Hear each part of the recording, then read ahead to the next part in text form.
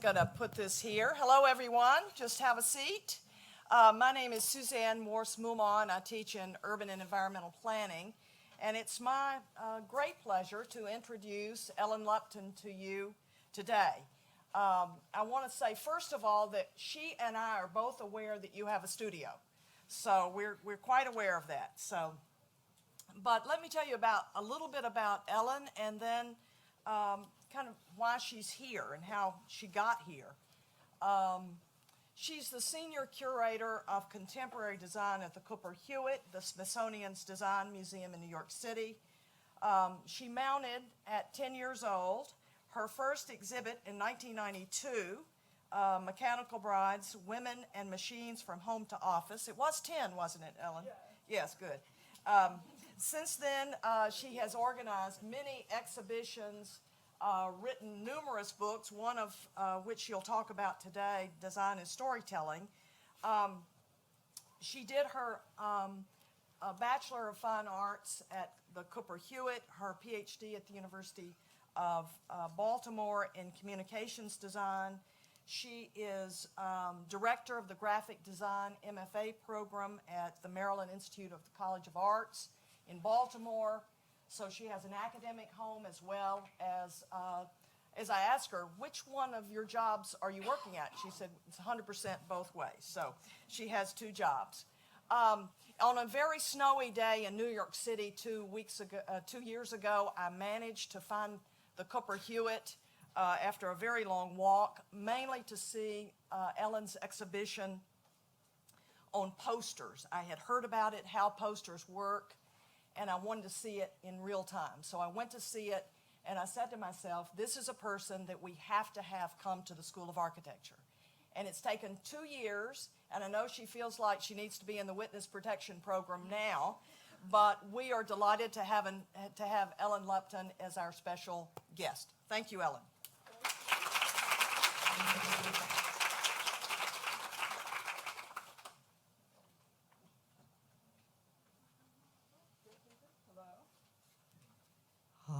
Oh, I like that. That's fun. Good. Well, it's great to be here. It's really cool to be invited by architects. Very intimidating because we just put the signs on the buildings. But I'm going to talk about storytelling, and this is my new book that's coming out in a couple of weeks. And I kind of went through it with an emphasis on diagrams and schemes for how we communicate and convey the narrative content of a project. And I'm doing a workshop right after the lecture, so we're all in a rush to get out of here, because I want to do this workshop. It's going to be really fun, about visualizing relationships and ideas. So I kind of made that a theme and an emphasis in the talk. I hope you'll like that. So I'm really interested in how all kinds of things communicate: pictures, objects, landscapes, animation, a piece of furniture, like anything can communicate. And I think we can look at these two pictures and kind of know which one is more narrative, right? A or B? Yeah, B, right? And it's because it has this invitation to enter, this invitation to wander through that space. It creates a kind of opportunity for the viewer, even though it's a flat picture. It was actually really hard to find the other picture, A. If you Google like big pictures of forest, you'll find that most of the pictures that come up have some kind of latent story in them. Like there's a really important tree, or there's 3 trees having a conversation, or there's a path, or there's a waterfall, or God. Right, and these are the pictures that somehow come to the top of popularity because they have that narrative element. And I'm really interested in that and how we create narrative, even in a still image. This is a poster from Cooper-Hewitt's collection. It's by E. McKnight Coffer. And of course, he knew this rule, that if you put a path through the woods, people will go on the path. And this is something that landscape artists have always known, and of course, landscape architects and designers know. You put that path there and it invites a kind of action. And as Kauffer became more of a modernist later in his career, and he still made that path. So this is a poster he did in 1928, but here the path is abstract. It's this arc, and riding up the arc is a motorcycle, right? Very 20th century, very modern. But it's still the same idea. And so as graphic designers, one of the things that we look at, one of the things we want to do is kind of control the path, find the path that people take through an image, the kind of story of an image. These are illustrations by one of my favorite graphic artists, Christoph Niemann. And each of these is a narrative that we read from top to bottom, just like you read the New York Times. You don't take in the picture all at once. There's a kind of unraveling of the story as you come to the bottom and sort of discover the punchline.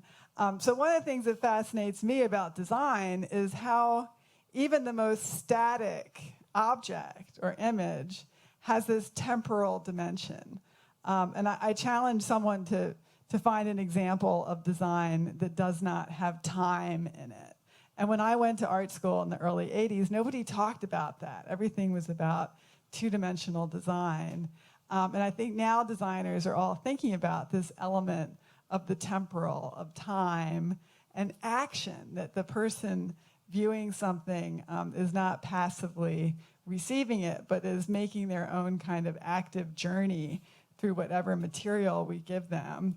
So I'm really fascinated by places where graphic design and architecture collide. This happens in branded spaces. It happens in airport signs, exhibition design, traffic control. Anytime an architect forgot to make a bathroom sign, somebody has to put it there, right? Often the maintenance staff in Times Roman taped to a door. So I'm really interested in how graphic design and environments interact. This is a store in Soho in New York City. It's the Camper shoe store. It's designed by Shigeru Ban, the great Japanese architect who often works with cardboard and paper in his work. So this little log cabin on Prince Street, the roof is made from cardboard tubes. And from across the street, you can see the logo of the store, this Camper logo. And you walk in, and it's like this whole wall is this incredible logo. I love that, because I love graphic design. But I'm like, where the hell are the shoes? Right, it's a shoe store. Well, they're on the other side of the sign, and I could do this all day, back and forth and back and forth. And so it's this graphic message that is uncovered over time as you, the user, walk through it. And so to me, that's like this paradigmatic moment of architecture and communication coming together. I really love that. There's more shots from inside the store. So thinking about narrative and how we diagram narrative, how we understand narrative. If you've ever taken a fiction writing class, you may have studied the dramatic arc and the understanding that every story has to have an arc. It has to have action. You can't just describe the scary castle and the gloomy night. You know, there has to be a bird that arrives, right? Some kind of event. And so here's this kind of classic diagram of that arc of a story. And we can really look at pretty much anything any of you is designing and ask, where are these arcs? Where are these things that start, that introduce, that present a challenge, an opportunity, an invitation, and there's energy, and the energy builds, and you're at the top, and then you bring people down, and they know they did it, right? They have done something. They have witnessed, experienced, engaged in an action. And it turns out that lots of things that human beings enjoy follow a very similar arc. So consider lunch, which you may or may not have enjoyed today. There's the smell of falafel, and you love it, and you salivate, you become interested, your interest builds, and then suddenly you actually get to eat it, and you're at the top, and it's great, and then suddenly you feel awful, and you come down, and that's satiety. You're finished, you feel satisfied, it's done. Sexual activity, when done correctly, also has this element. So if I want to have relations with my beautiful middle-aged husband, I don't just slap him in the face and push him against the wall. You know, there's some conversation, and how was your day, and you look great, and things build, and it's fantastic, and then you know you did it, and then whew, you come down. And that's the part in movies where they smoke a cigarette, and we're like, check our email. What happened in the last 18 minutes when I wasn't on my phone? Curious here why there's two. I think I need to call up this scientist and say, girl, what do you know that I don't know? It's pretty cool. And so many writers have looked at this idea of an arc. This is the great Kurt Vonnegut, my favorite postmodern novelist of all time. And when he was in graduate school at the University of Chicago, which kicked him out, he had a theory that all literature could be graphed in terms of the emotional ups and downs of the story. And I have a little clip of him explaining this idea. And it's an idea that now graphic designers and experienced designers are applying to the design of products, to thinking about the interaction that a human being has with an app, for example, has this kind of arc of emotional engagement and completion. So we'll start a little above average is when I get a depressing person. We'll start, the whole thing, we call this story Man in Hole, but it needn't be about a man, and it needn't be about somebody getting into a hole. But it's a good way to remember. Somebody gets into trouble, gets out of it again. People love that story.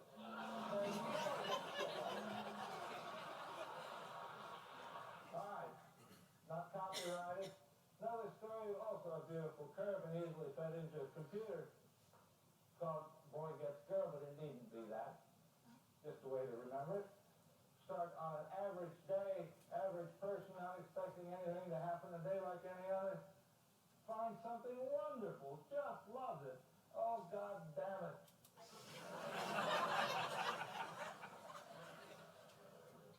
And that's part of what we do as designers, is try to create these experiences of compression and release, up and down, big and small. You know, you're inside and outside, dark and light. We don't want everything to be flat in the middle, right? We're trying to create these experiences that rise and fall. And again, experienced designers, user experience designers, are literally taking Kurt Vonnegut's graph and applying it to how people interact with the product. I thought about it myself today that this lecture should have an arc, right? So I've kind of introduced some scientific diagrams. I had a nice introduction. You believe me, like I went to college. And I'll tell a funny story. There'll be a really sad part, which you're probably not prepared for in a lecture, but we're going to really come down, way down.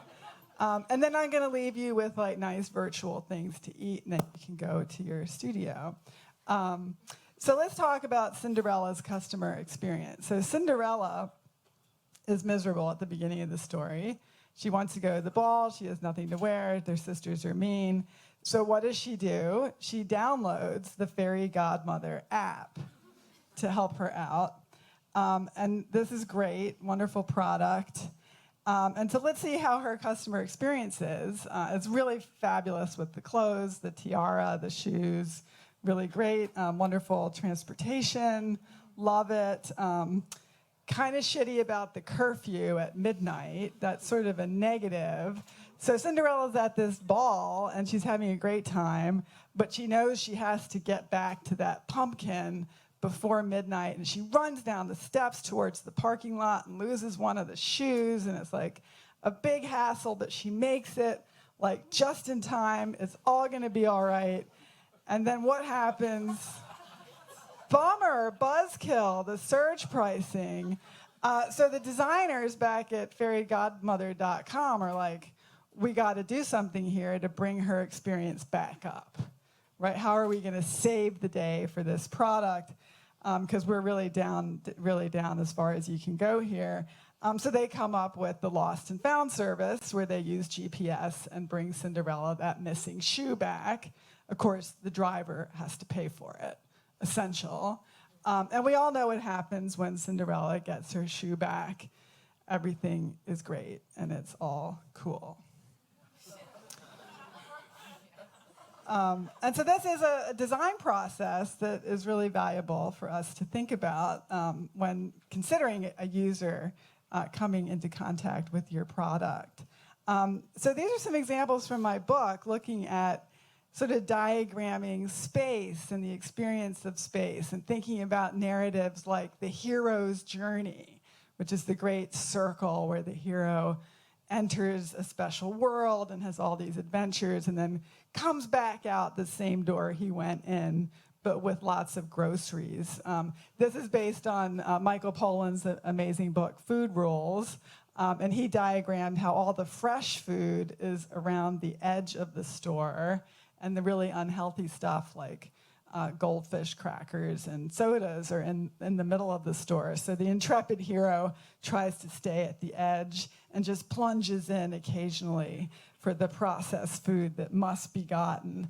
And so, one of the things I just want to talk about with students later in the workshop is like simple ways to take a narrative, a point you want to make about a space, and present them visually.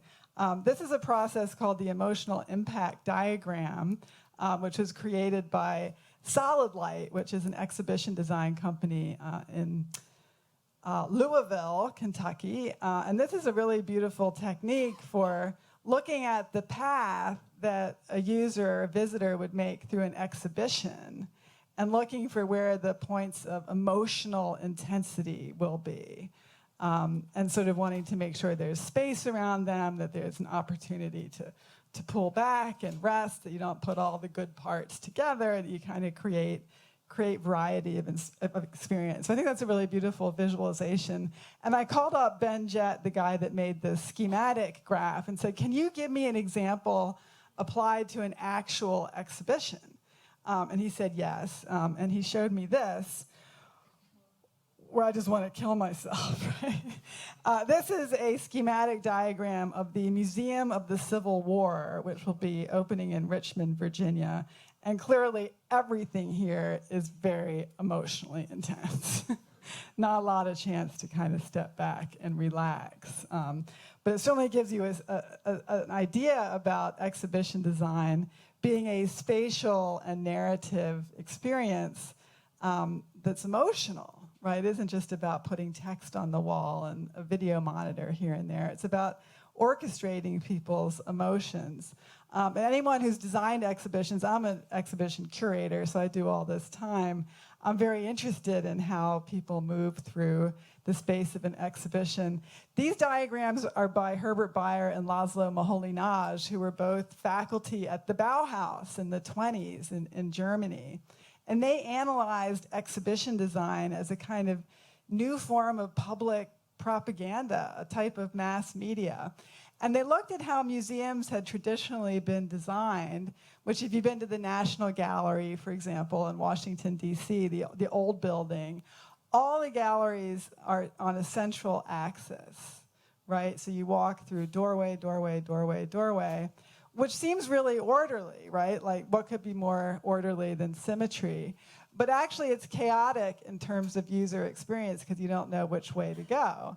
And so these modernists from the Bauhaus found that if you actually staggered the doorway, you could completely control the motion of visitors through the space.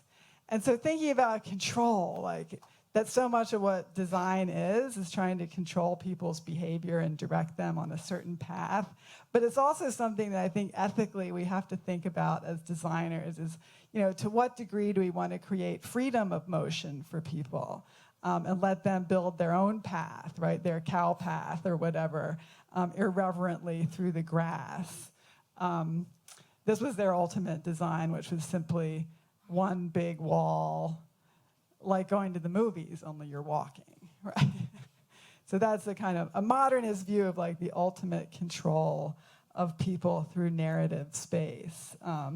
Have you been to an IKEA store? Do you have that? Is it a maze? Do you ever feel like you're trapped in a maze? Perhaps. Well, you're wrong. It's not a maze. It's a labyrinth. Okay, so a maze is actually designed to confuse you, but also to give you a certain amount of freedom to get lost and die somewhere in a dark corner. Whereas at IKEA, they have actually carefully constructed a path that they want you to follow. You have to go through the living room to get to the kitchen, right? And you're on this track, almost like a ride at Disney World. And that's a labyrinth. So we often use these terms incorrectly. A maze has kind of freedom of movement, and it's meant to confuse you. And a labyrinth is actually creating a fixed path through a space that essentially makes a small space into a very long walk. And so here's walking through the IKEA Labyrinth, which really is like a hero's journey, right? We go from the parking lot of the ordinary world through this. We have to go upstairs inexplicably, right? You go up before you go down, and you travel through this very fixed thing. There's an encounter with a living salesperson, which is shocking, an experience with tiny pencils. And then you're in the threshold to the Valley of Pots and Pans, Bed Bath and Rebirth, the Forest of Flower Pots. You know you're almost there. The final hot dog, essential, 2 for 99 cents. It can't be true, right? And so this is really an experience through space that is highly controlled through signage and obstructions to make you go in a certain direction. And so thinking about our experience of space and time and services, I think is really fascinating. And there are certain spaces in life where you feel stuck, where you're not moving, where you're doing something that in the 20th century was called waiting.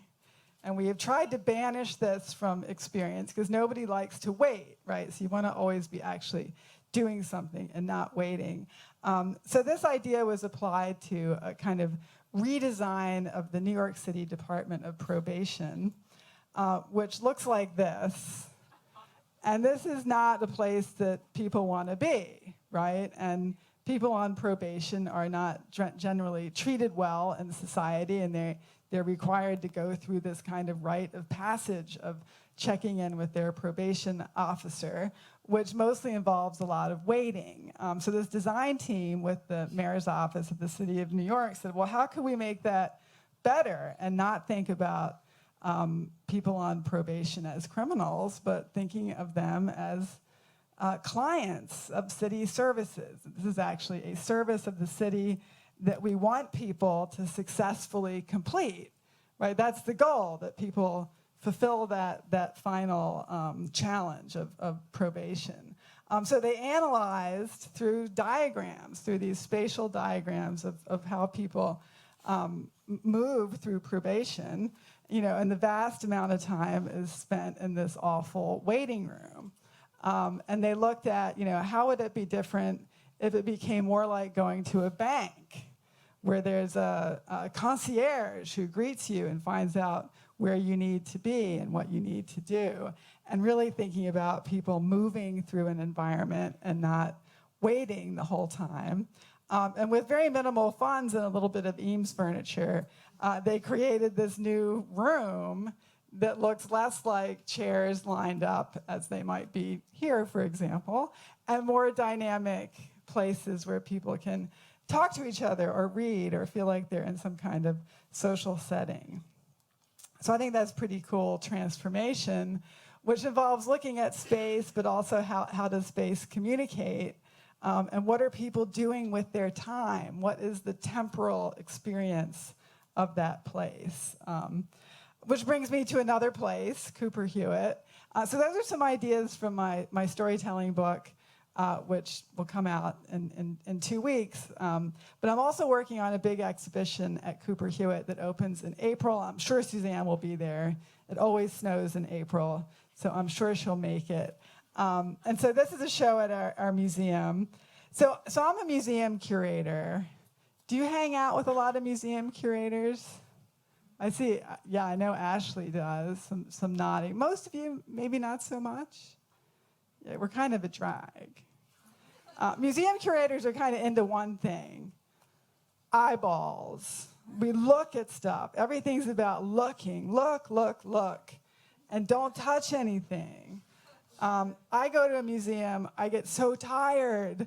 After 20 minutes, I just can't wait to get to the gift shop where you can like pick something up and see how much it costs, right? Which is a very fundamental interactive activity. So I get really sleepy in museums. So I thought, what if we had an exhibition that wasn't about looking, and where you can touch things and smell things and maybe taste them and rub them and interact with them. So if you think about, you're sitting in a chair right now, and that chair, you're having a very intimate relationship with it, right? It's touching you in places that most people won't. You probably don't know its name, right? And yet this is like intense, what's going on. And so many of our interactions with design, whether it's furniture or architecture or a book or anything else, aren't just about looking. It is about a kind of physical interaction with stuff. So this is my show. Actually opens in April. Phew, I could get a whole nother month. So I want you to take a look at these shampoo bottles and think which pair of bottles is designed better. Designers love this because you're so judgy, right? You're looking at the fonts and the color, and right. So anybody want to give me an opinion on design here? Whole Foods or Bumble and Bumble? No pump. Yeah, I wish it had a pump. That would be better. I like the Bumble and Bumble. How come? Because I can tell which is the conditioner and which is the shampoo without wearing glasses. Yes. Okay, so that is design beyond vision. I'm nearsighted. I can't possibly make this out in the shower, so I have to put them in a certain place and try to remember it. This is awesome, right? The shape, the position, everything is different. If you were blind or low vision, you really have trouble with this. So designers need to start thinking about, what is that tactile experience? What is the experience for someone who is permanently or temporarily not looking? Okay. And so we're doing a lot with that. Probably many of you can tell what these products are, even though I meticulously removed all the language from them, right? Neutrogena, anybody know this? Herbal Essence, Old Spice, whatever it is from Whole Foods. I just know it smells like dirt, right? And so all these things, they have a shape that has a certain tactility to it, has an expressive quality to the shape, the kind of architecture of the bottle. You probably also all know what this stuff smells like, right? This one, everybody says it smells clean. Well, what the hell is that? Like water? No, like a clean smell. Oh, well, that has been designed by a whole cast of smell designers. This, jelly beans, right? And this is for teenage girls, and it's shaped like a teenage girl. And it smells like sweet and fruity, like you would eat it, because they don't eat anything else. And this is for the guys, right? It has broad shoulders. And what does that smell like? I know you knew what it was. What does it smell like? What? Like he has no words for it, but his body is telling me it smells, big and strong and sharp, right? Chemical. Will just blast the stink right off you, right? And it is like, someone's garden, right? All the crappy stuff in the garden. Okay. So I want to ask you for a moment, and I'm very aware of time. We're good. I'm going to ask you to see with your ears. So I'm going to play a little sound clip, and it's going to, if you let it, you have to agree, consent, an image, okay?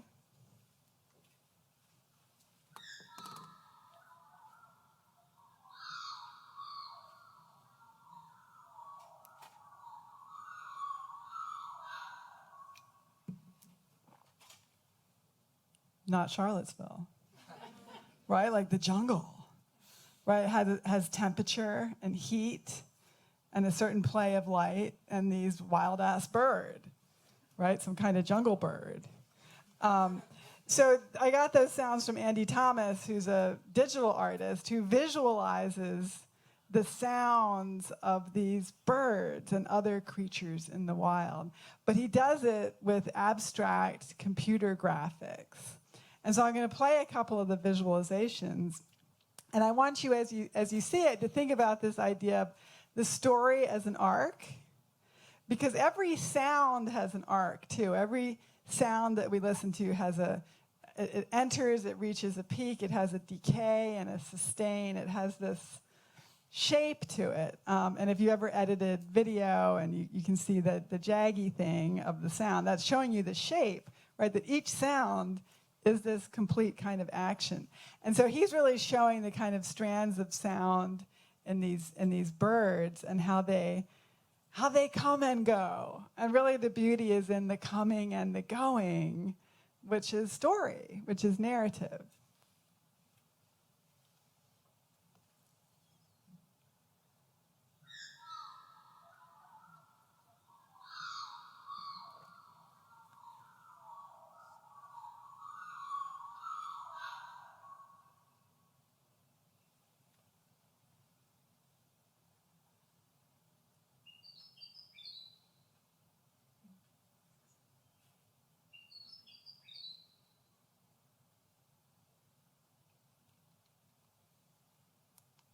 So cool. This is a project by one of my graduate students at MICA, and she was interested in visualizing sound. So she created a graphic system where the shape, she has a grid of shapes, and of course I'll show it to you. The shape gets bigger when the sound is louder, which is very intuitive. The shape gets sharper when the sound has a higher frequency. So if we think about metaphors for touch and sound, a really high-pitched sound is very sharp and pointy, right? And a low sound is more round. And so she's taken those two variables, visual variables, and this is for all the people in the visualization thing later. Think about variables and how they communicate and can be attached to data. She's taken these two variables and attached them to two variables in sound, the pitch and loudness. And here's how it looks and sounds.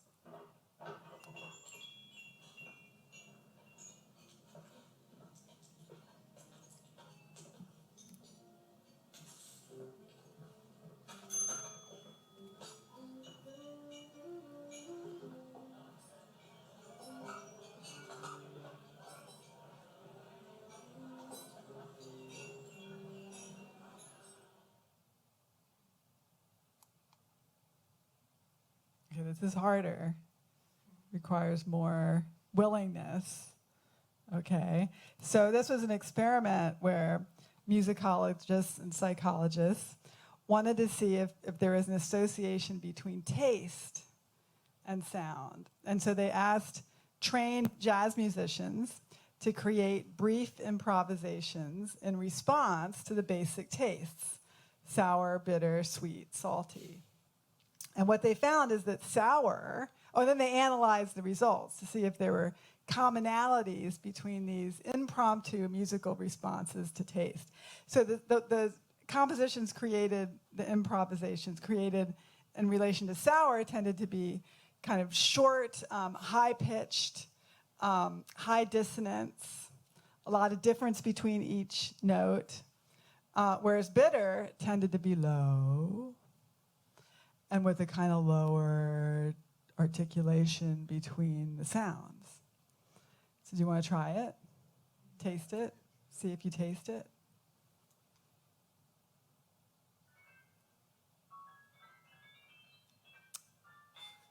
Lemons. Sour.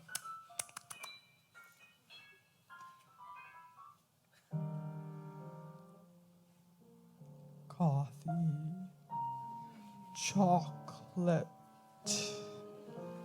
Earl Grey tea.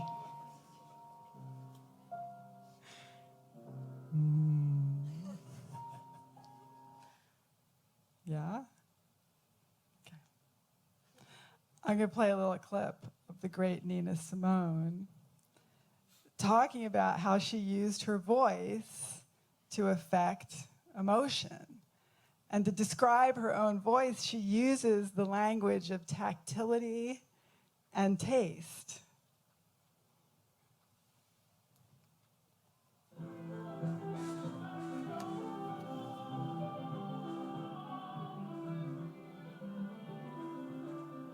I was interested in was conveying an emotional message, which means using everything you've got inside you sometimes to barely make a note of. If you have to strain to sing, you sing. So sometimes I sound like gravel, and sometimes I sound like coffee and cream. So baby, love me tonight.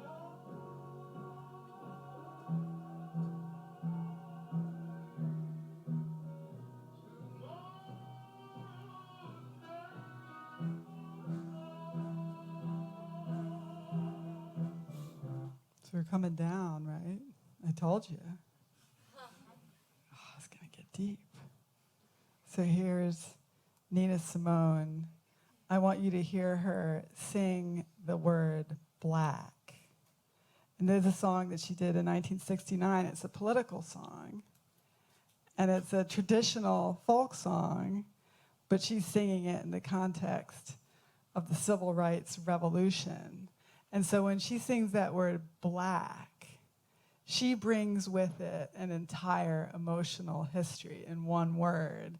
So thinking about color and sound and taste and the idea of the bitter and the beautiful together, and darkness in a word and a sound. 10 seconds.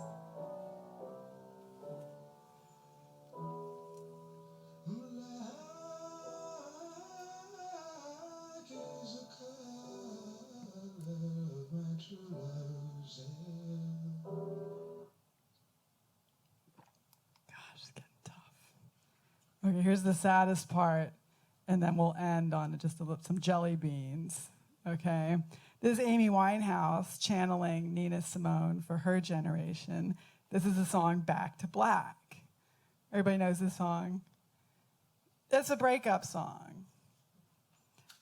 You go back to her, I go back to black. But really it's a song about depression. It's about this darkness that's always waiting for Amy.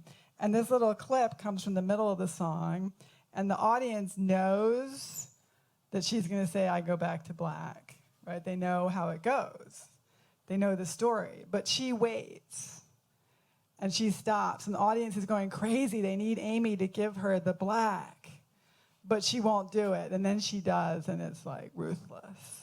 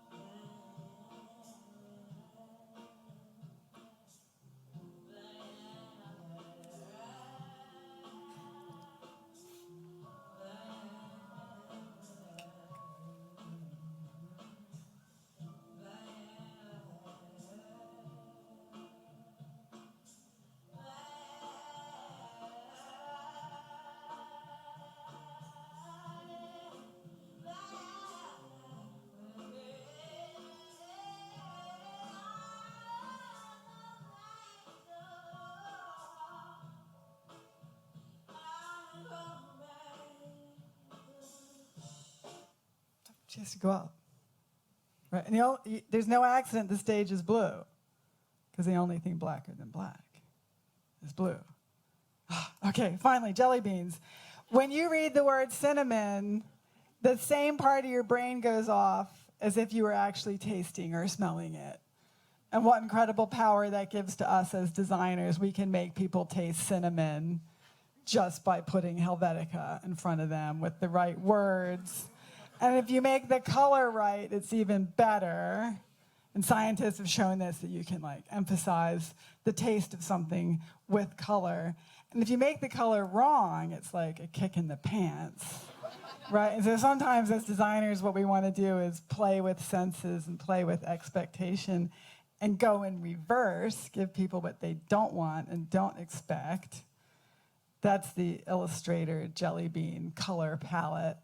I love Illustrator because it has all these built-in colors, and many of them are based on food, which I don't eat enough of. If I want a drink, I go to the beverage collection and get myself a martini.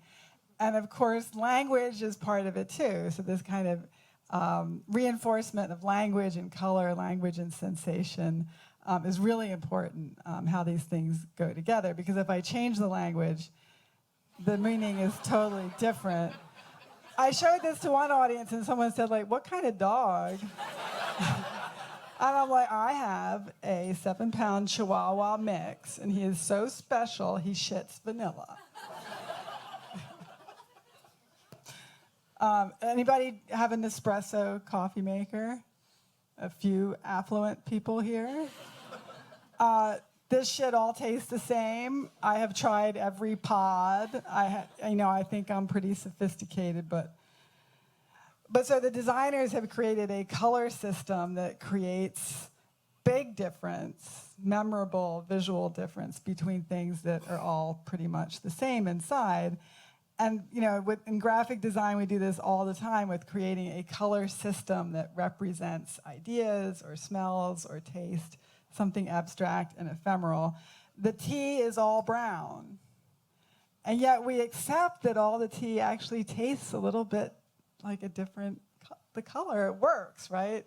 And when you do it well, this kind of sensory design really does influence and cycle back and reinforce our sensory experiences. I shot this in a bookstore in Berlin.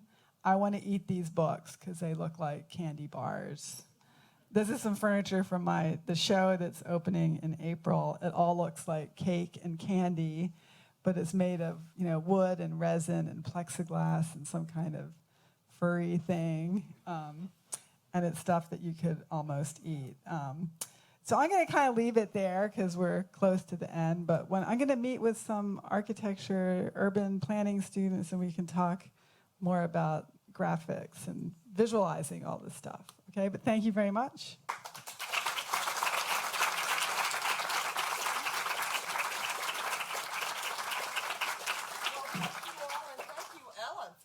Terrific. I've learned so much. I won't say which part.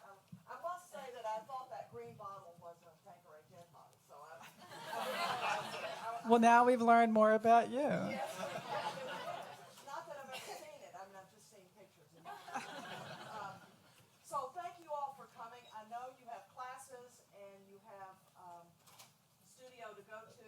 Ellen will be here for a few minutes if you have a specific question, but thank you again for coming. And another round of applause.